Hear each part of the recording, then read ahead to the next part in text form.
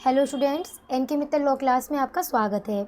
जैसा कि आपको पता चल रहा है, आज हम यहाँ पर लिमिटेशन एक्ट से रिलेटेड एमसीक्यूज़ लेकर आए हैं। आज ये आपका टेस्ट है और आपको इसके आंसर करने हैं, तो अपना टाइम बिल्कुल वेस्ट नहीं करते हैं, अपनी आज की क्लास स्टार्ट करते हैं। आपके सामने पहला क्वेश्चन आ चुका है और उसी के साथ में मैंने यहाँ पर टाइम भी स्टार्ट कर दिया है। 20 सेकेंड 20 सेकेंड का टाइम एक क्वेश्चन के लिए रखा है, आपको अपने आंसर करने हैं। आई थिंक अब तक तो इस क्वेश्चन का आंसर आ चुका है कि जो लिमिटेशन एक्ट है, provisions of limitation act apply to, answer क्या होगा? सही आंसर है proceeding before courts. Second question, आराम से क्वेश्चन को रीड करिए। All instruments shall for the purpose of this act, limitation act की बात हो रही है, be deemed to be made with reference to, क्या आंसर होगा? चार ऑप्शन आपके सामने हैं।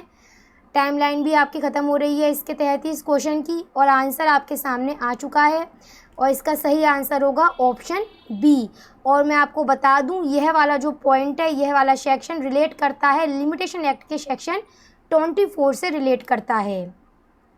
क्वेश्चन आपके सामने है, suit under section 2 subsection L of limitation act does not include, क्या कह रहा है वो? इसमें जो परिभाषा दे रखी गई है सेक्शन 2 सबसेक्शन एल में लिमिटेशन एक्ट के तहत सूट की, उसमें क्या इंक्लूडेड नहीं है? करेक्ट आंसर है अपील और एप्लीकेशन डज नॉट इंक्लूडेड।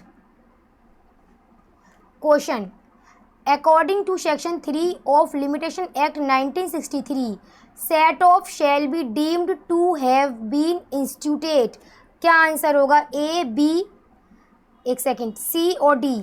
अब बताइए क्या आंसर होगा इसके related. On the same date as suit in which the set off is pleaded, या फिर on the day on which set off is pleaded, या फिर either A or B whichever is beneficial to defendant, या फिर इनमें से कोई नहीं। तो सही आंसर है इसका, according to section 3 of limitation act, set off shall be deem to have been instituted on the same date as suit in which the set off is pleaded. Question आपके सामने है, according to section 2 subsection C, limitation act का जो section 2 subsection सी है, उसके तहत bill of exchange की परिभाषा में क्या इंक्लूड करा गया है?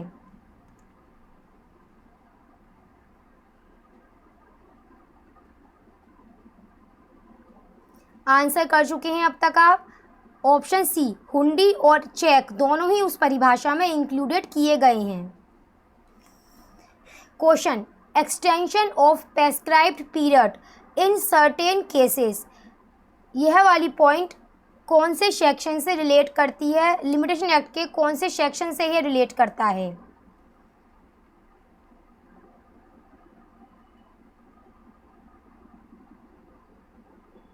Answer section 5।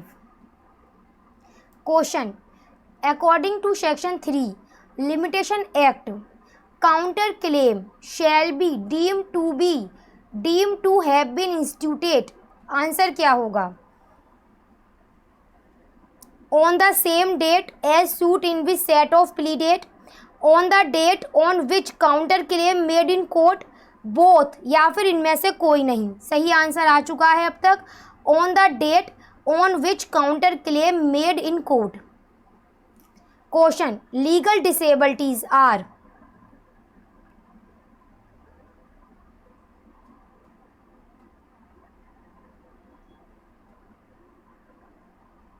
minority, insanity, idiocy, all of the above। Answer आ चुका है, करेक्ट आंसर है ऑल ऑफ द एबव, और रिलेटेड सेक्शन है लिमिटेशन एक्ट का सेक्शन 6 है। क्वेश्चन, इन, क्या आंसर होगा? In the period of limitation for application to set aside an award, the time request for obtaining a copy of award shall be excluded, क्या answer होगा? कौन से section से relate करता है यह वाला पॉइंट? सेक्शन 12 का सबसेक्शन 4 से रिलेट करता है। Question, acknowledgement after the period of limitation, क्या आंसर होगा? Option A extend period of limitation, option B is no effect, option C both, option D none of the above. Acknowledgement after the period of limitation, option B is no effect. Question read करिए, answer बताइए कौन से section से relate करता है ये।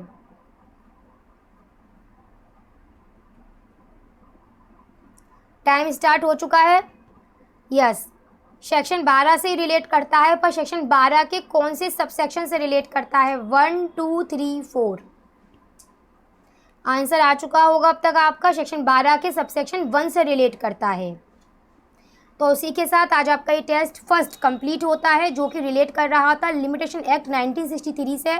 और इसी के साथ अपनी हम क्लास कंप्लीट करते हैं। आप लोग मुझे बताइएगा कमेंट बॉक्स में कि आप लोगों ने कितने नंबर, कितने मार्क्स यहाँ पर इस टेस्ट में आज अचीव करे हैं।